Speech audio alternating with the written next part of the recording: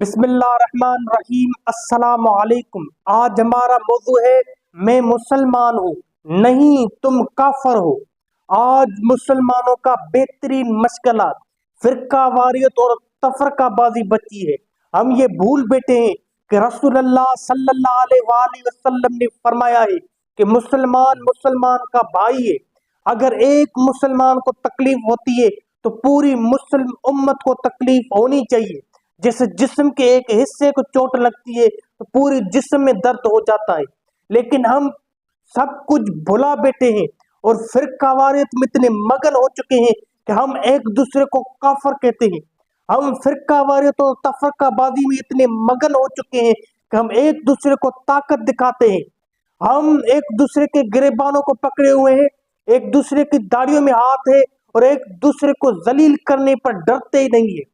آج پورا عالم کفر ایک ہو چکا ہے اور دین اسلام کو اور مسلمانوں کو ختم کرنے پر لگ چکا ہے، لیکن ہم ہر چیز بھلا بیٹھے اور آپسی فرقہ واریت میں اور تفرقہ بازی میں اتنے مگن ہے کہ ہم ہر چیز کو دیکھ کے بھی نہیں دیکھتے۔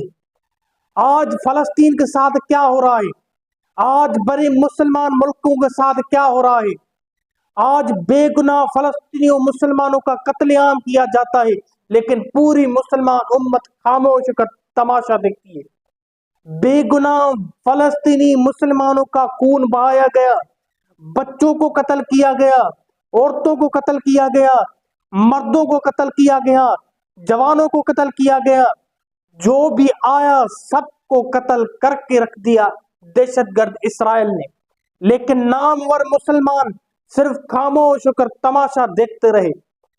صرف تماشا نہیں دیکھا، اس دہشت گرد ریاست اسرائیل کی مدد کی اپنے بھائیوں کی قتل میں۔ میں سوال پوچھتا ہوں پوری مسلمان امت سے، بتاؤ تم کیا کر رہے ہو؟ بتاؤ تم کیا کر رہے ہو؟ اپنے مسلمان بھائیوں کا قتل عام کر رہے ہو اور جو قتل کر رہا ہے ان کی مدد کر رہے ہو۔ آج ہمارے پاس کیا چیز نہیں ہے جو ہم عالم کفر سے ڈر رہے ہیں؟ ہمارے پاس پیسے کی کمی ہے؟ ہمارے پاس پیسے کی کمی نہیں ہے۔ ہمارے پاس اسلحے کی کمی ہے؟ ہمارے پاس اسلحے کی بھی کمی نہیں ہے۔ ہمارے پاس ٹیکنالوجی کی کمی ہے؟ دنیا کی بہترین ٹیکنالوجی ہمارے پاس ہے، دنیا کے بہترین ویپنز ہمارے پاس ہے، دنیا کی بڑی آبادی رکھنے والے ملک ہم ہیں، پھر بھی ہم عالم کفر سے کیوں ڈر رہے ہیں؟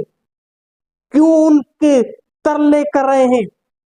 خدا کی ذاتی قسم ان کے گناہوں میں شریک ہو رہے ہیں اور اپنے بے گناہ مسلمانوں کا قتل عام کرا رہے ہیں۔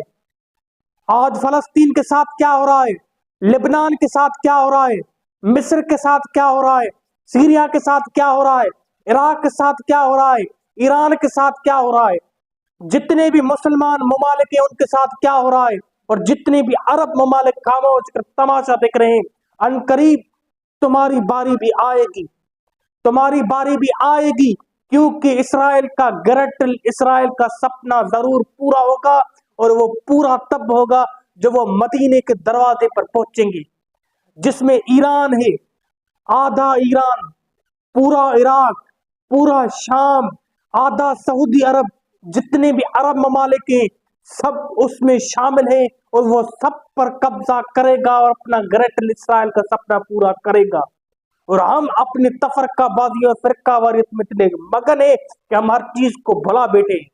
مسلمانوں ابھی بھی وقت ہے، ابھی بھی وقت ہے کہ نبی کی سنت پر واپس آ جاؤ، اللہ کے احکامات پر واپس آ جاؤ۔ اگر نہیں آئے تو اسی طرح ذلیل اور خوار ہوتے رہو گے جیسے آج ہو رہے ہو۔ پوری دنیا میں مسلمان ذلیل ہو رہے ہیں، پوری دنیا میں مسلمان ذلیل ہو رہے ہیں، لیکن پھر بھی ہمیں کوئی پرواہ نہیں ہے، پھر بھی ہم فرقہ واریت کو نہیں چھوڑتے۔ وہ کہتا ہے شیعہ کافر، وہ کہتا ہے سنی ایسا، وہ کہتا ہے دیوبندی ایسا، وہ کہتا ہے وہابی ایسا، وہ کہتا ہے حنفی ایسا، وہ کہتا ہے اہل حدیث ایسا، وہ کہتا ہے فلاں ایسا۔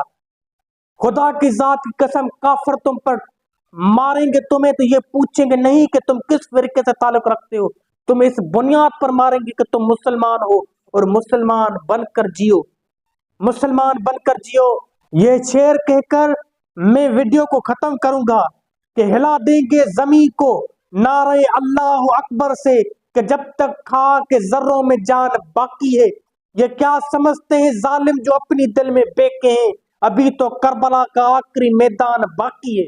جب ایک ہوگے تو 313 بھلے ہو، ہزاروں کو ماپ دو گے، اور اگر ایک نہیں ہوگے تو ہزاروں ہو، پھر بھی کم ترین فوج کو ہرا نہیں سکو گے، کیونکہ تم میں تفرقہ بازی اور فرقہ واریت گر چکی ہے، اور تم ایمان کی نعمت سے خالی ہو چکی ہو۔ ہمیں دیجیے گا اجازت، اللہ نگہبان، والسلام عباد اللہ صالحین۔